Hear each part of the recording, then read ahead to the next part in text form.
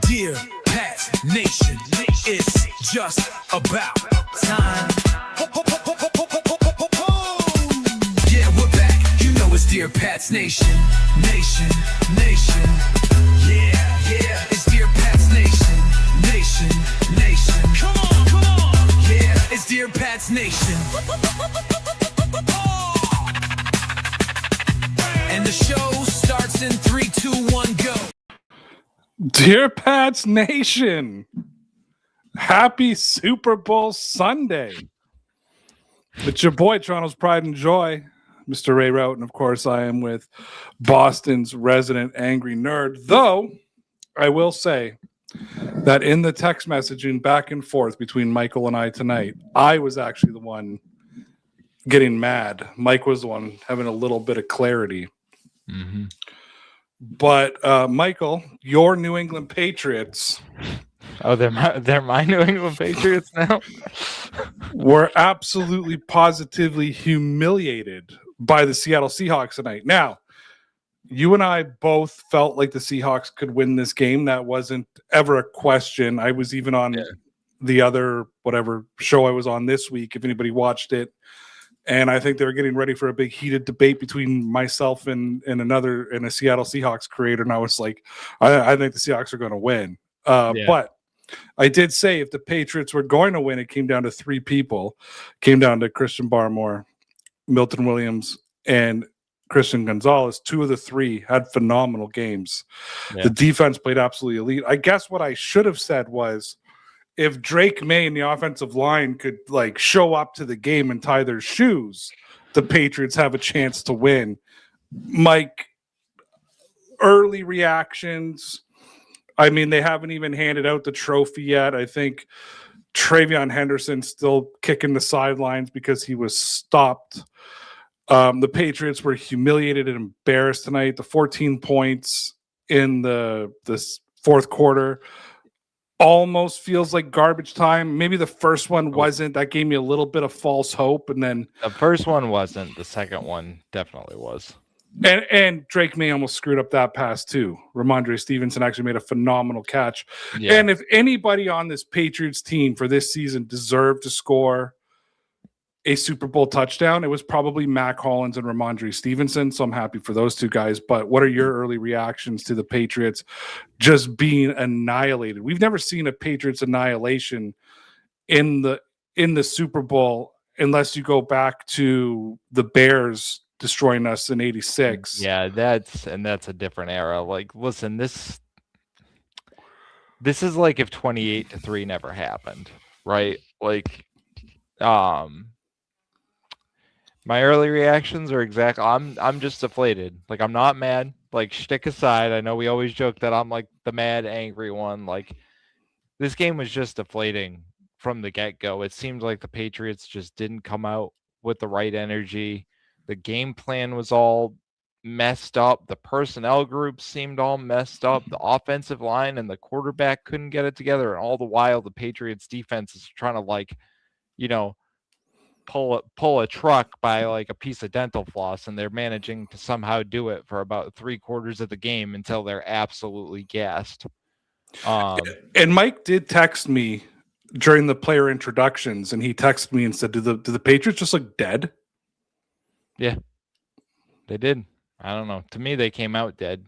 I know they were trying to be like cool, calm, and collected, but I want to give it to the Patriots defense, who I know at the end of the day let up like 30 points, and people are going to look at that a little bit differently. But first of all, 14 of those points came off of Drake Maye turnovers.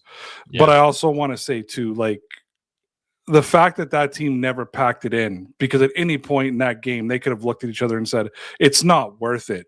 I mean, the plays that Christian Gonzalez was making were game saving. I texted you at some point and said, if the Patriots end up winning, he's the MVP. I don't care what anybody else does the rest of this game.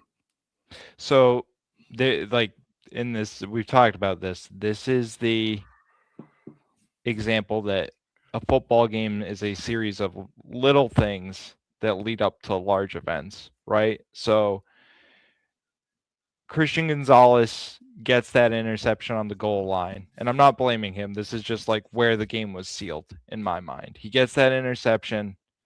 Seattle doesn't have 3 more points on the board, later on, does it lead to Drake Maye pressing to then throw that terrible interception? Or do they say, like, okay, we're still within 2 scores, not 3. Like, I don't have to try to get everything here.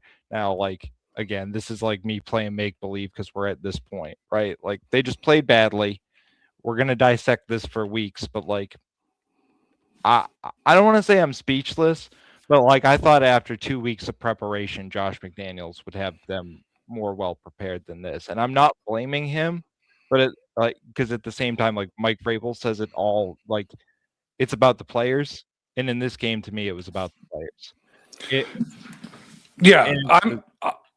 I'm going to address the elephant in the room that I think a lot of Patriot fans will be concerned to touch, because we have a criticizing the quarterback problem in New England, or in Pat's Nation, I should say, as Patriot and radio loves to do it, but as fans, right. I will start and say the left side of the line was atrocious tonight. Atrocious. Mm-hmm. Will Campbell, since coming back from his injury, has been atrocious. The Patriots' offensive line was better when he was out. Since he's been back, he has been brutal. And he got bullied in Denver. He got bullied against Houston. He got bullied against the Chargers. And he got bullied tonight. That's and honestly, like, guys, I'm usually the one at the end of the night to, like, defend the players and be like, don't be so quick to judge. Like, you got to give him a chance. Like, listen, we get he's a rookie. And this is why some of it ultimately falls on Josh McDaniels. He they were rushing 4 at all, like, multiple times, and that left side just caved in. Like, that cannot happen. Like, I don't care if you're an all pro level tackle versus, like, it just shouldn't happen. I'm going to bring something else up now, because I completely understand that Drake Maye was under pressure all night. Our last show, you and I got into our first heated debate since the restart of the new show, and I said the Patriots are in the Super Bowl despite Drake Maye being their quarterback. Mm-hmm. Sam Darnold was under the same amount of pressure tonight, but knew when to run the ball, knew when to throw the ball. There were many moments, especially in the second half, and kind of coming into the end of the first half, where Drake Maye was just missing wide open receivers, not under pressure, not under anything. And I'm looking at it saying, Mike, and I know Patriot fans are going to use how bad the offensive line is as an excuse to defend everything that he did wrong this game. Mm-hmm. But I mean, I texted you at some point, I forget who he missed down the middle of the field, and I just wrote you, like, you have to make that throw. Like, you have to make that throw. Yeah, it's the fucking Super Bowl. Yeah. It's the fucking Super Bowl. Yeah. Like, he played this game like it was some preseason game at Foxborough High, some exhibition game that they're throwing. I don't, and again, this is one of those things where you just don't know, right, what happened. But it's like you said, that was one of those little things that was a turning point, or one of those little things that added up to be a big thing that ended up losing this game for them. Like, you make that catch, does a series of events change after that? Like, you put up 3 points in the first half. It's, you know what I mean? You're not as desperate going into the second half. There's so many things. Yeah. And you know what? I'm going to tell you how much I was being bothered by this offense.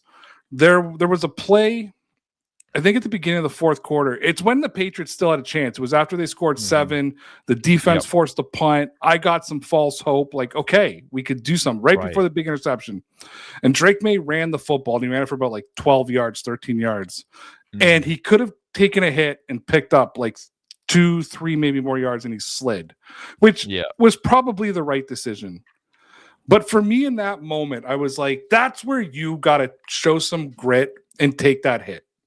That's where you got to fight for those 2 yards, 3 yards, and show this team and show your team that you have let down on multiple times today when you've had a chance to do something with them, that you're still willing to fight and claw for this game.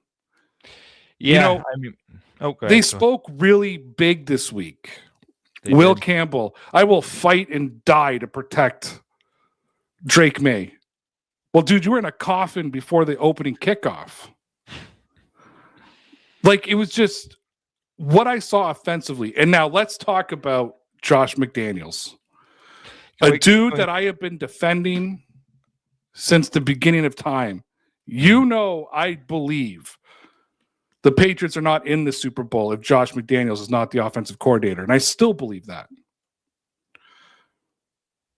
But I have never seen Josh McDaniels not make an adjustment until it's too late. Like Chris Collinsworth, how many times did he say they got to start playing spread? They got to, take advantage of this 4-man rush. They got to, and it wasn't until deep into the fourth quarter that they started spreading out the offensive line or the offense a little bit.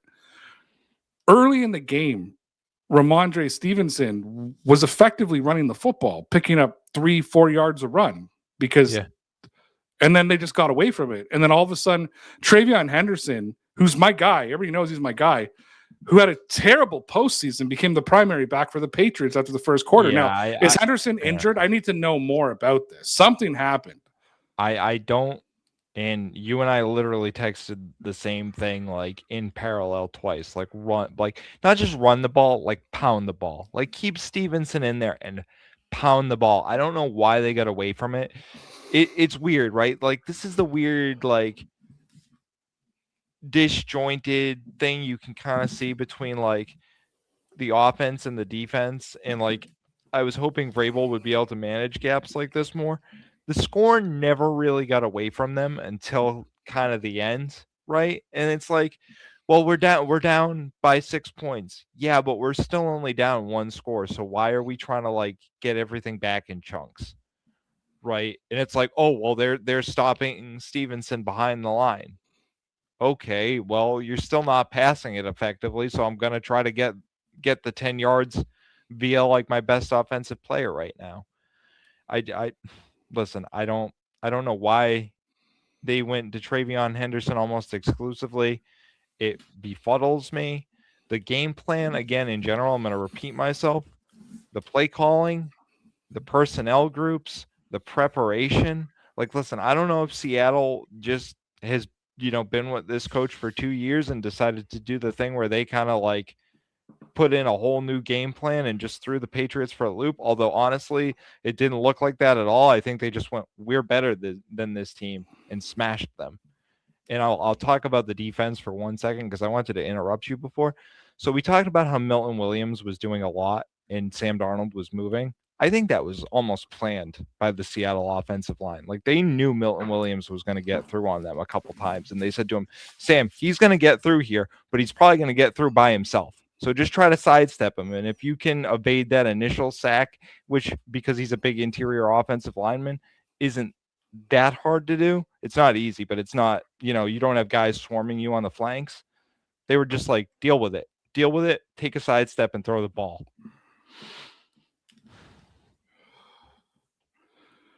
I saw many opportunities today for this offense to generate something when Drake Maye was just oblivious to what was happening around him. There was a play where I swear he kind of just watched Will Campbell getting beat. Like he just watched him getting bowled over and he just stood there and kind of like, and it's like, dude, there's an open seam right in front of you. Take it, like run. It's like I know the Patriots want him to be a pocket quarterback. I get that. We've had that discussion. Yeah. They don't want him to be Cam Newton. But you got to put a little bit of Josh Allen in there as well. Like you have the legs to do it. I don't understand. In Denver, it was his legs that saved the game for the Patriots. Where's the kid that calls an audible mid-play and pulls the ball away and takes a run that he's not supposed to take. Yeah, it looked like he tried to twice, and it was just swarmed. Like it was. Listen, I'll be honest with you. I thought and we probably should have talked about this, but like this is how I envisioned the Patriots keeping up and maybe getting ahead in this game. Was the first half of the Buffalo game, not score wise, because I think they took Buffalo for a full loop, but like surprising the opposing defense with how much they were willing to use Drake's legs, and there was just none of it. There was none of it. And I think, yeah, they had a spy on Maye. You could see it because multiple times there were gaps in the offensive line and there was just a guy sitting in the hole. Like he wasn't going for Maye, he was waiting for him. And one of the last, I think it was the fumble. Yeah, it was the strip fumble. They left the hole open for him to go through because they knew what they wanted to do. So this is the thing about Drake. He has trouble holding on to the football, and teams have clearly seen this as well, and they're planning for it. And they're saying, we're going to bait him. And I had to put that in there.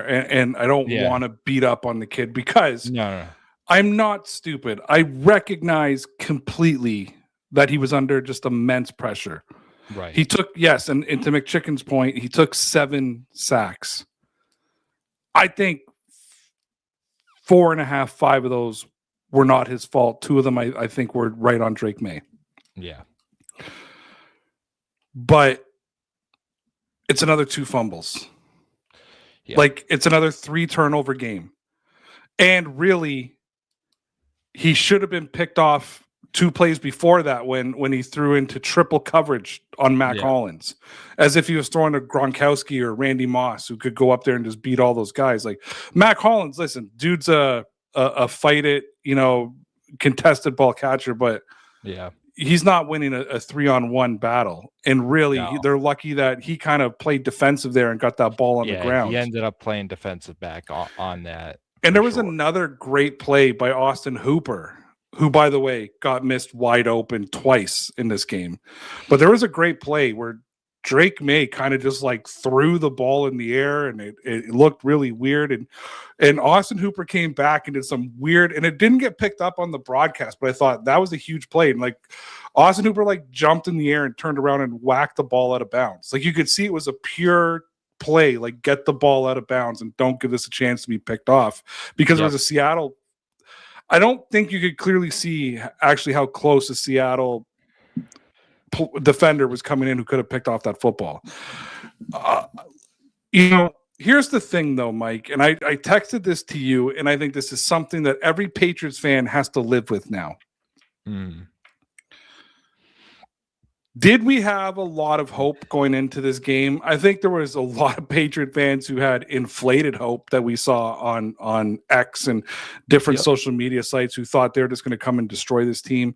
I want to go back to, I think it was week 16 that both you and I said it and you agreed.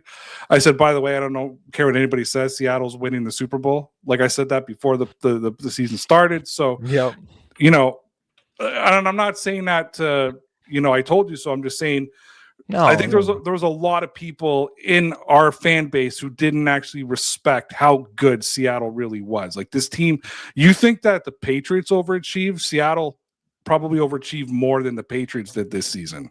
Well, I don't even know if it's overachieving with Seattle or people don't pay attention to Seattle, because Seattle's like in their own weird little bubble in like, playing in the toughest in the toughest division in football.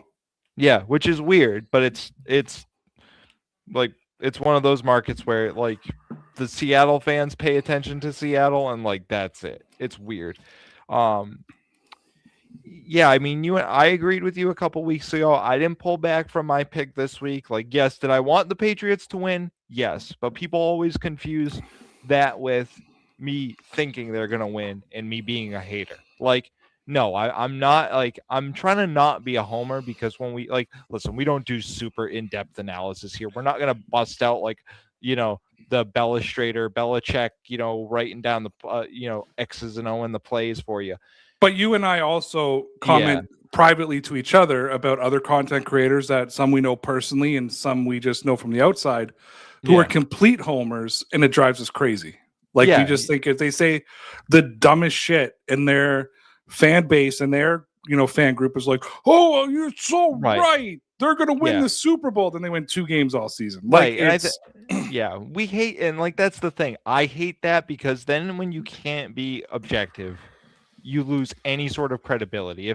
If Ray went out here and said, this is the best team that Drake Maye is ever going to play for, knowing that he's probably going to play for a decade, it would be sad. It'd be a sad statement, and hopefully they can, build a better team next year and be back. But shots fired. Why? Did I say something? If I said this is the best team Drake Maye ever played for. Yeah. Well, technically it is, because last year was awful. So there was a lot of our fan base that now has made us look really stupid based on the amount of shit they talked this week.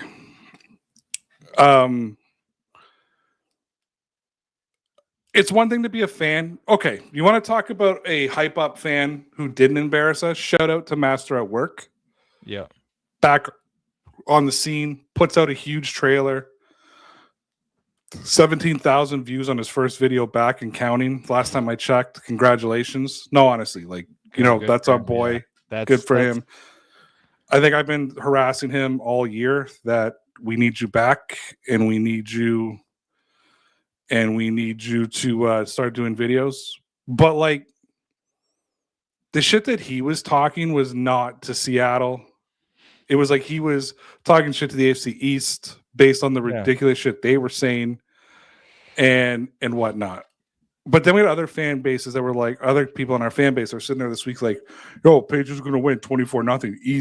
Easy. Like, the Seattle team is nothing. Who's Sam Darnold? Like, Sam Darnold's just won a Super Bowl. And you know what happened to me like 15 minutes ago is I was kind of watching them like trying to claw. I'm like, they look like the Chargers right now. They look like they have no offensive line. Like, Drake Maye was just out there getting pummeled like he was Justin Herbert. And I don't think if you polled any Patriots fan 6 weeks ago, so what would they have been at that point? They would have been in the playoffs. They would have been like 12 and whatever. Yeah. Okay. Would have said like, oh, offensive line is a primary concern going into the offseason. And like, listen, I'm not about this isn't about having an offseason discussion right now. But we said this 2 weeks ago and the week before in the playoff games. You're starting to see that the Patriots are overachieving. And they're winning, but they're very clearly overachieving because the offensive line is getting bullied, the receivers aren't getting open, and the defense is keeping them in games. And when you're not playing complementary football, it's eventually going to catch up to you. That's why, again, I wasn't hating. It was an observation. But it caught up in the Super Bowl. Yeah. And I think today, I think really the outcry of Drake Maye not winning the MVP with no acknowledgement that Mike Vrabel won Coach of the Year and Josh McDaniels won Offensive Coordinator of the Year. Right. I also have a bit of a problem saying, how can you have an Offensive Coordinator of the Year and then your quarterback being the MVP? You know what I mean? Like, there's something like doesn't correlate perfectly there. Yeah. All we did was flip out. Listen, you know me. It's me versus the media. But I do want to bring up something that is just, again, humiliated me with the fan base. Sam, what's his name? Sam Darnold? Munson. Oh, the guy who voted for Justin Herbert? Yeah. Yeah. He was doxxed this week. DMs, people talking about his wife and children because he voted for Justin Herbert. You know, it's like the stupid Bills fans that were like, oh, man, Josh Allen took 2 votes and took the... Well, no, truthfully, the honest to God thing is Matthew Stafford could have had 2 more votes. We don't know if they say vote for Drake Maye or Matthew Stafford where those 2 votes for Josh Allen goes to. Yeah. Yeah, we didn't really get talk about I forgot that because it happened after the show, obviously. Yeah. Sorry, continue. But I'm gonna say, like, Patriot fans, we embarrassed ourselves in this situation. Like, you and I text each other, like, who gives a shit about the Yeah. MVP? Like, Yeah, we're going to the Super Bowl. Yeah, I was just about to bring this up. Like, you always prod Patriots fans and say how soft they are. For how old am I? I just turned 36. For 30 years of me watching football, I have never once cared about the superlatives at the end of the season. We cared about the fucking Super Bowl. Yes, you can't. And we're flipping out. Like, I was just as embarrassed about Patriots fans flipping out about the MVP as I was embarrassed for the Bills fans that were like laughing because Josh Allen got 2 votes for MVP and took it away from. Like, do you know how pathetic you sound? Like, do you know how pathetic you sound as a fan base and how pathetic we sounded as a fan base? And there was a lot of embarrassment that went down this week. And I'm going to tell you guys something else. And I'm going to tell you something that Patriot fans have to cope with. And I'm sorry.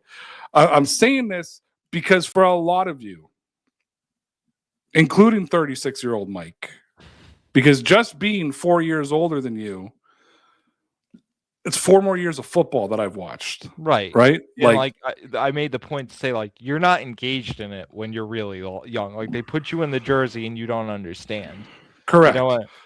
But I'm going to give you guys something that you may not be able to cope with. This may be Drake Maye's only Super Bowl. Yeah. This isn't Tom Brady and Bill Belichick. And he's not Patrick Mahomes. He doesn't have a Travis Kelce. Do you know, we laugh at the Bills fans because they've had, and I hate saying this because one of my joys in life was trolling Bills fans, but let's be realistic for a sec. They have one of the best quarterbacks in the NFL, probably been one of the best quarterbacks in the NFL for the last 5 years. They kind of sniffed maybe a Super Bowl with the 13-second game. Besides that, they haven't even sniffed the Super Bowl. Well, look at the Bengals. That's the perfect. Joe Burrow. They've never been the same since losing the Super Bowl. No, and that's Cam Newton and the Panthers went to 1 Super Bowl. Drew Brees went to 1 Super Bowl. Aaron Rodgers went to 1 Super Bowl. Yeah, I mean, Peyton Manning was terrified he was never going to make it back to a Super Bowl. Yeah, I mean, and again, this isn't hating. This is just statistically, facts, observation. Not a lot of quarterbacks, not a lot of teams get a second bite at this apple. That's what makes the Patriots and what they did for 20 years so special. That's what makes the Kansas City Chiefs special. You know, the way they performed is disappointing. It's just, you can't. You use the great phrase. They came out like it was a preseason game, and I'm just gonna say it. I think Mike Vrabel punted on 4th down 1 too many times. It's 4th and 2. I understand your defense has been playing lights out, but Sam Darnold didn't cough up the ball all night. You were trying to get him to see ghosts all night long when your quarterback was the one seeing ghosts. Yeah. No, you hit it. So this is what sucks about tonight. Yeah. It's copium. Yeah, but I'm wearing 12. Like, I don't know. My last jersey I bought was Matt Judon, and I told you then I'm not buying any more current players. I can't afford to keep trying to replace them over and over again. Like, I have I have a Mac Jones. I have a Josh Gordon jersey. Like, I just can't keep spending money. So I'll recycle my Brady jersey, my Edelman jersey, and my Hightower jersey because I can wear those jerseys over and over again, and those are acceptable jerseys to wear. It might be acceptable to get a Milton Williams jersey. 1 year. No, because again, if he leaves in 2 years, then I'm like, no, I'm no longer investing money in new players. Maybe if Drake Maye signs a 10-year deal, I'll buy a Drake Maye jersey because then I know at least it's good for 10 years. Kate May patch over the Mac Jones. I think this year at one time I wore the Mac Jones jersey, but then I wore a jacket over it. Yeah. So then it was just all you saw was the 10. And I did that when Mac Jones was the quarterback. I wore the Josh Gordon jersey and put a jacket over it to do it. I want to address a comment here. Sure. He says, now this offseason for Maye defenders, it's going to be a lot harder than if people just said nothing. And Maye is good, by the way. It just makes it look worse because of the fans. And I 100% agree. Yeah. I 100% agree with you. Like, it's sometimes like Bills fans, they tee things up for me. And I love it when they do that. Like, I will send you a screenshot of something and be like, buckle up. Yeah. And then I'll just go. And I'll get blocked. We got reported on and got suspended for 3 days because Bills fans were upset with us and whatnot. Us. Which by the way, I've realized that I really give it away who it is when I write in Canadian grammar. You do. That it's me. But on top of that too, so a Bills fan who I'm pretty sure was one of the people who reported us on Twitter or X, he said we need to kill all Patriot fans over and it was a satire, it was responding to something stupid a Patriots fan said, but I reported him for threatening a group and this and that. So I'm hoping the war's on. Got it. The reporting war is on.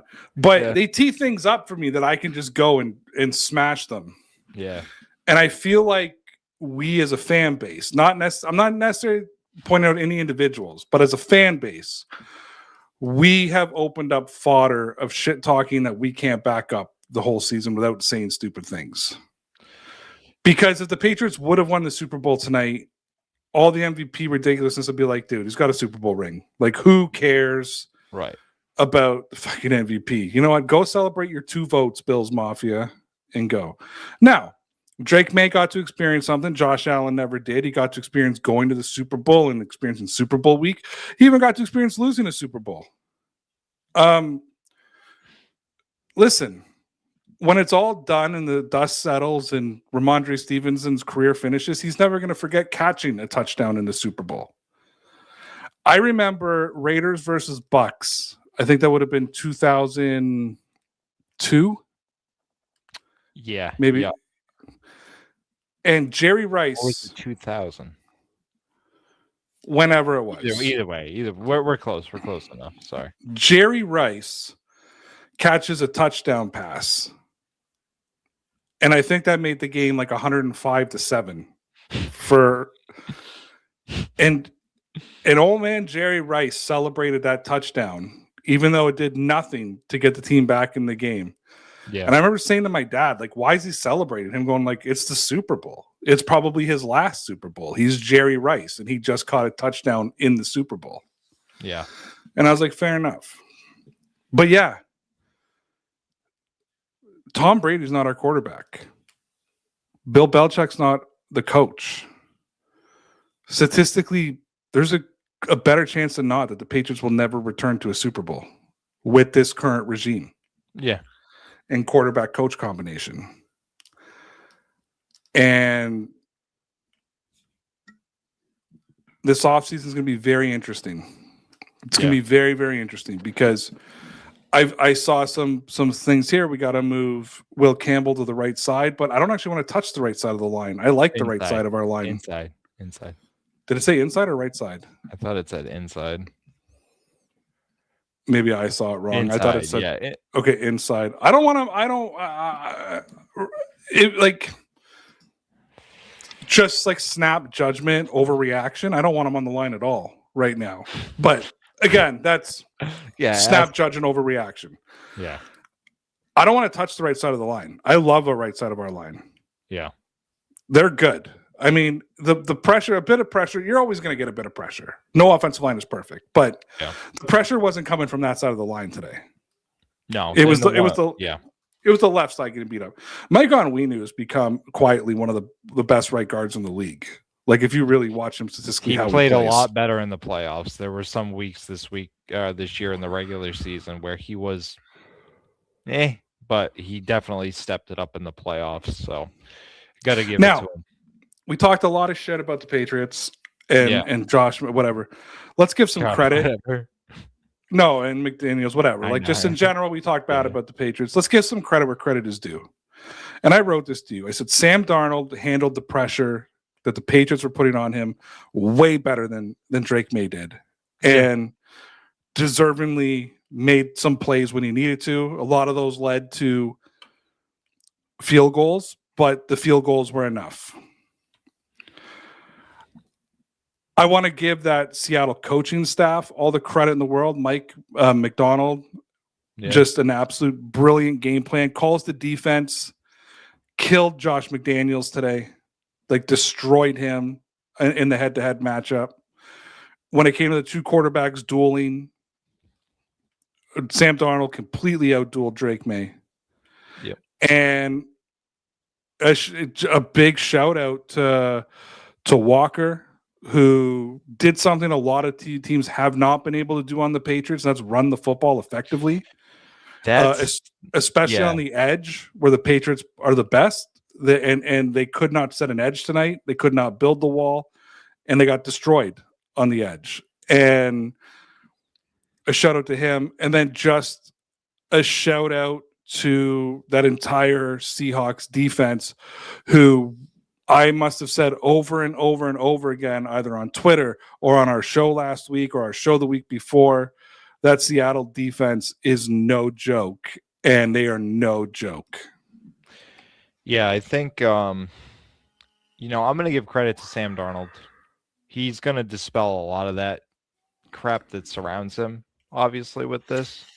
But he's been through this meat grinder before, too. So I think it meant more to him. And I think that if I was going to take one, like ray of sunshine on a cloudy day type of thing out of this for the Patriots fans, is hopefully this motivates Drake Maye to elevate himself, because in the toughest of spots, we see him trying to play hero ball, big play hunts, his feet get happy.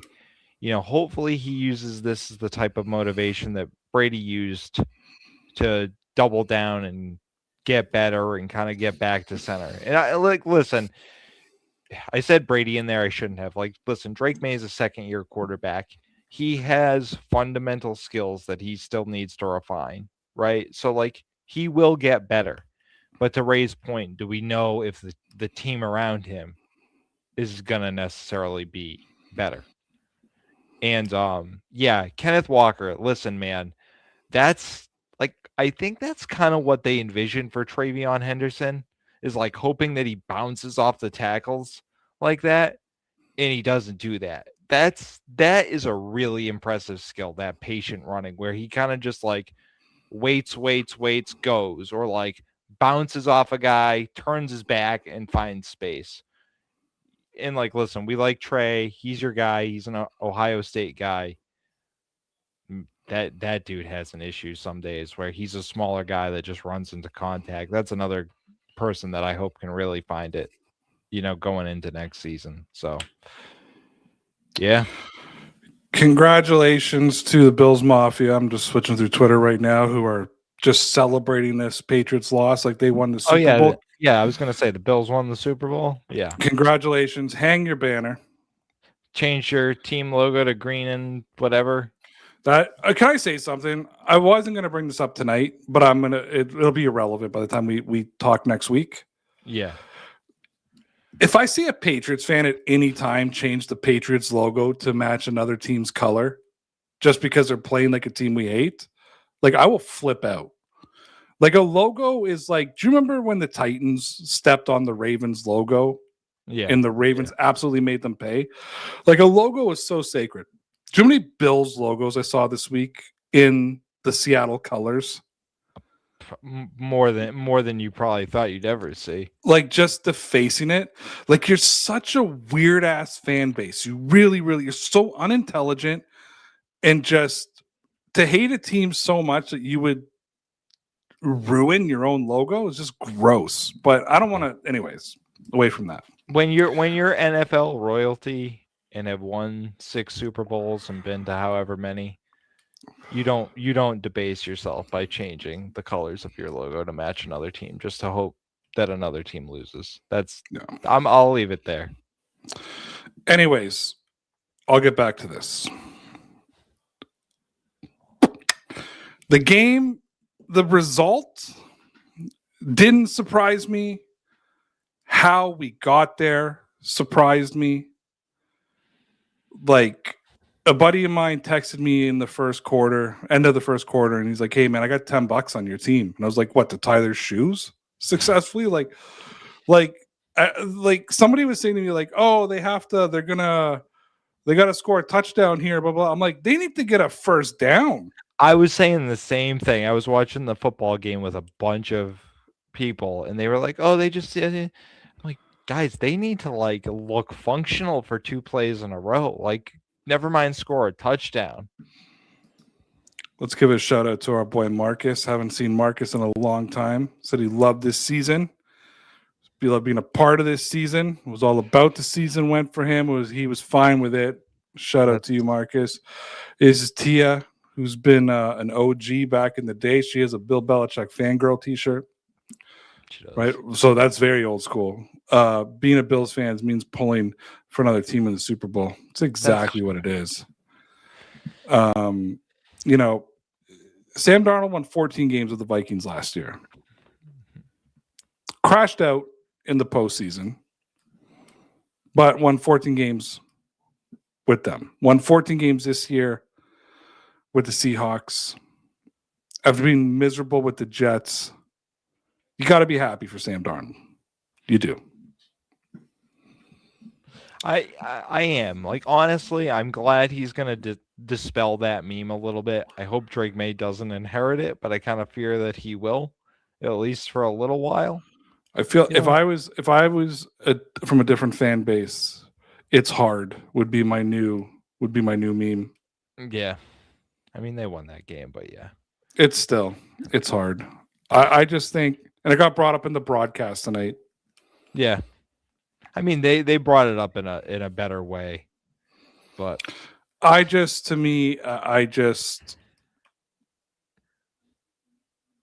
saw no fight from the offense tonight, and I think that's what got me. The defense never stopped fighting.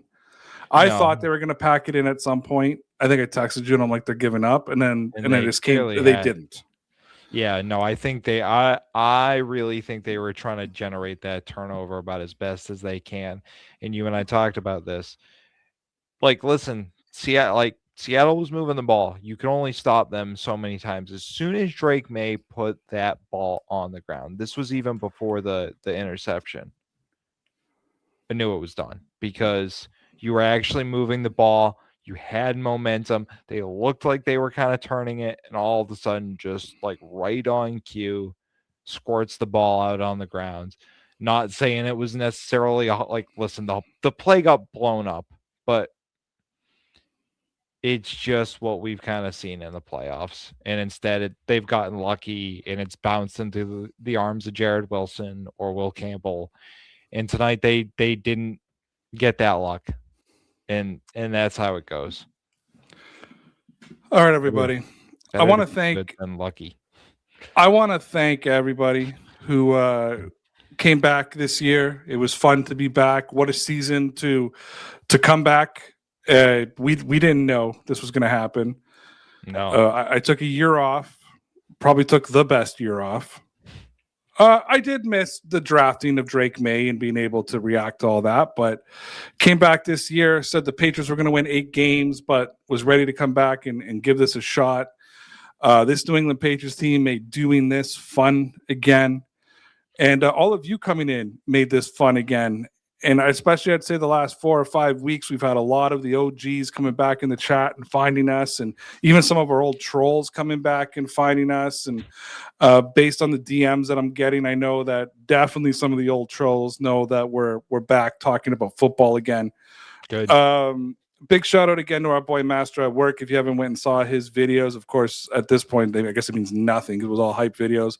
I really wish, I'm sure he would have came up with something fun if the Patriots did win the Super Bowl. But love that he is back. Make sure you go check out his stuff. I mean, we probably need his shout out more than he needs ours right now. But Tyson and I have a history, man. We had a thing that wasn't good, and then we were kind of good, and then we were really good, and then we both kind of quit around the same time. Like I think I quit, maybe like a couple months later he quit, and I know he went through some health stuff and had to get a major heart surgery and whatever, but he pulled through, which was fantastic, and he was public about that. So I think I'm still a member on his Patreon, so I get to go in and see his stuff. But no, I really, really, really do appreciate y'all. Chivalrous Trickster, also known as Joe, like the OG of this channel. I had to read that. Go back up. Okay. It says, I agree with pretty much everything you and Mike have said after the Super Bowl. You two have a good night. Joe, you have a good night too, buddy.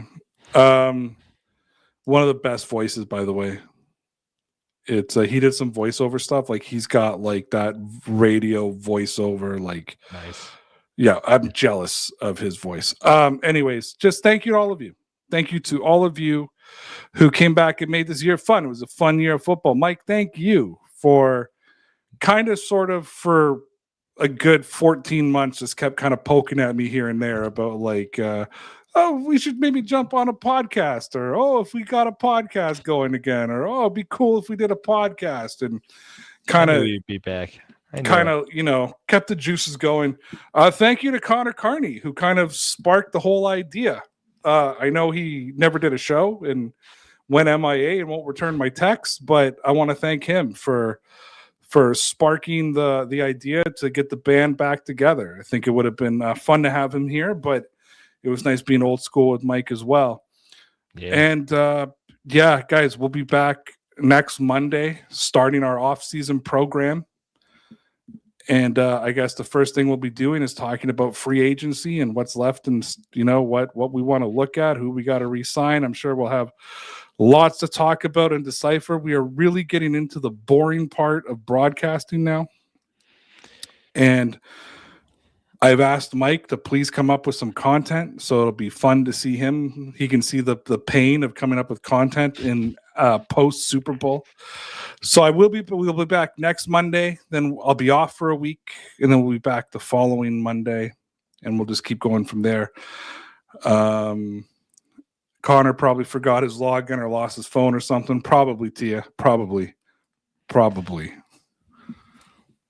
We'll try. We're gonna try to find him this summer. We're gonna try to find him. He's lost somewhere, but we'll get him eventually. We'll never forget about Marcus Hanna.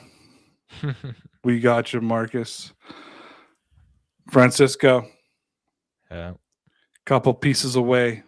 Looking forward to the draft of free agency. I am too. I guess now is a good time to make our major announcement. Mike and I never spoke about this, but I'm sure he'll be on board. I think we should host a night one draft party. Mike, what do you think? You think so? I think we should. We will open it up to a first come, first serve. We'll just drop it right in the chat, and you can come hang out with the night for us. So we will be having a draft night party, assuming that I don't got something else going on. Yeah, it's that's, I'm gonna be honest, even for me, it's like that's wait until 31 is a tough thing to commit to, because we'll be Chris says the Pats are having a good season. Gave me a break from watching the Leafs. I'm so grateful for the ride. And listen, you want to talk about a fan base? 1963, 2, 4, something like that. Since they've won a Stanley Cup. As everybody knows, I'm from the 416. I'm not a hockey fan, but I love laughing at Leafs fans. So Snaptime says very disappointed loss, but still proud to be a Pats fan. That the Pats made it this far. Go Pats. 110%. 100%. Francis says that we trade like the good old days. Yeah, that's what we'll do. We'll host a party, or we'll like get Cole Strange in the first round. Oh, Jesus. Does that clip still exist somewhere? Probably not. Thank God. Vividly, you could transport me to that moment today, yesterday, 100 years from now. It's like a vortex in time of me and what my reaction. Everything, like my reaction, your reaction, looking down at my phone, having the pick spoiled, or being like 5 seconds ahead of you, going, they drafted Cole Strange, and you went the developmental guard in the most disgusted tone of voice I've ever heard you use. And from there on out, for like the next like couple hours, like I was just the most miserable individual. Not that that's much different than normal, but like slightly turned up to like 12 instead of 11. I'll be real though, the Cole Strange one hurt a lot because it did. Sorry, my Bart Simpson fell and I had to just everyone says this guy rocks at my desk. This was a Christmas gift I got this year because I'm a the Bart man, huge Simpsons nerd. So I had this exact toy when I was a kid. You know what I mean? And then I saw it. It was one of those, like, I made an off mention to my wife that I used to have this when I was a kid. Yep. And she knows that I love this little knickknack shit. And then ended up in my stocking this year. So, yeah. Anywho, we'll get into what we got to do with Will Campbell, what he used to do in the offseason. Yeah. I will talk about it not from an NFL standpoint, obviously, but from my experiences as a left guard and an offensive lineman. What I promise you guys is I'm gonna sit down and actually watch some Will Campbell tape this week, and I will give my I'll give you my take on it next week. Patriots will be drafting 31st overall in the draft this year. Something we never thought we'd say. So basically, just old school, kind of basically drafted in the second round.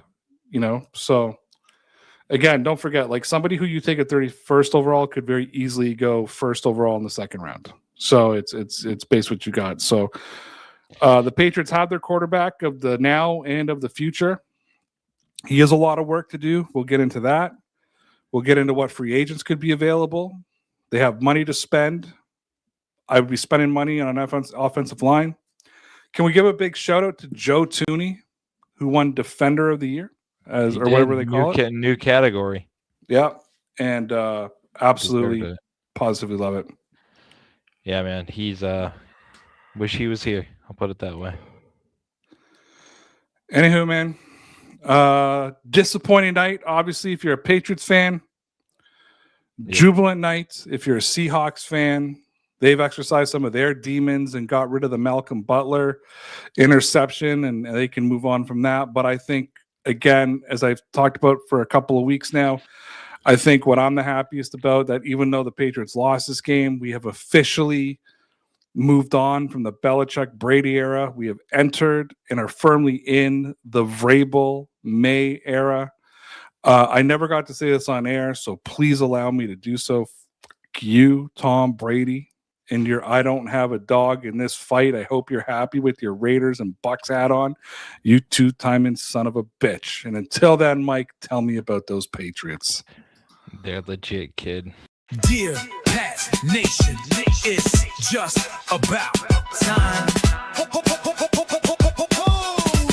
Yeah, we're back. You know it's Dear Pats Nation. Nation. Yeah, it's Dear Pats Nation. Nation. Come on. Yeah, it's Dear Pats Nation. And the show starts in 3.